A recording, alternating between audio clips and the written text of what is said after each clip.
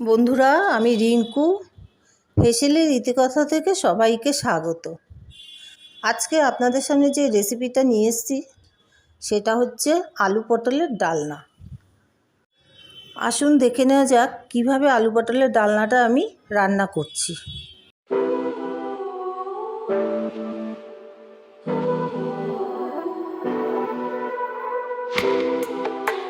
প্রথমে পটলগুলো টুকরো করে কেটে নিয়েছি, তার সঙ্গে আলুও।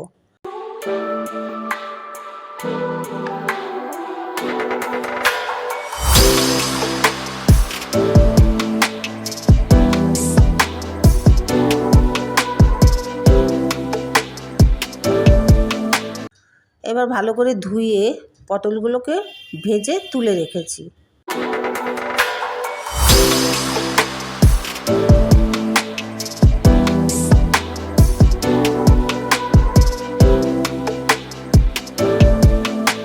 ওই তেলের মধ্যে একটা তেজপাতা, 1 ইঞ্চি দারচিনি, 3-4টে ছোটো এলাচ, একটা শুকনো লঙ্কা আর 1 চামচ গোটা জিরে সোমবারই দিয়ে দিলাম।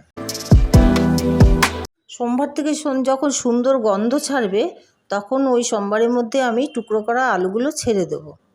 আলুগুলো দিয়ে একটু নাড়াচাড়া করে ঢাকা দিয়ে রাখবো। আলুগুলো যেই ভাজা হয়ে আসবে তখন ওর মধ্যে টমেটো কুচিটা দিয়ে দেবো।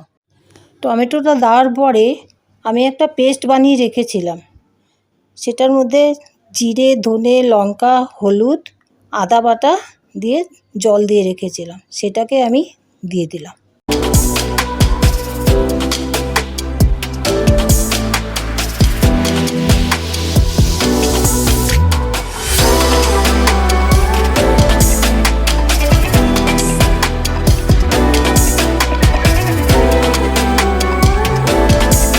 পেস্টটা দিয়ে নাড়াচাড়া করে স্বাদ অনুসারে লবণ দেব আর অল্প একটু চিনি দিয়ে দেব।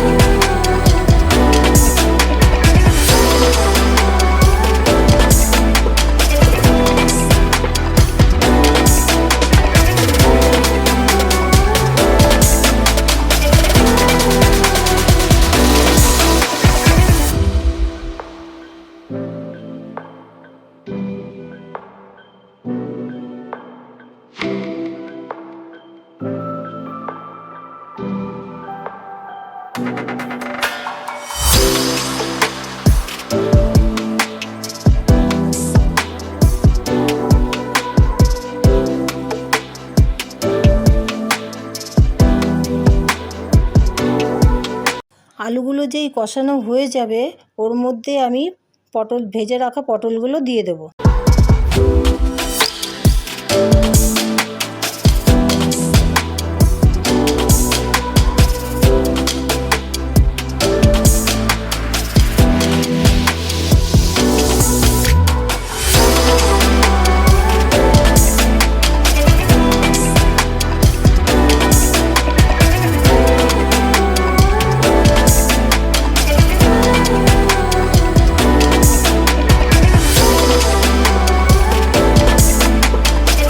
আবার একটু কষিয়ে নিয়ে পরিমাণ মতন জল দিয়ে 5 মিনিট ঢেকে রেখে দেবো।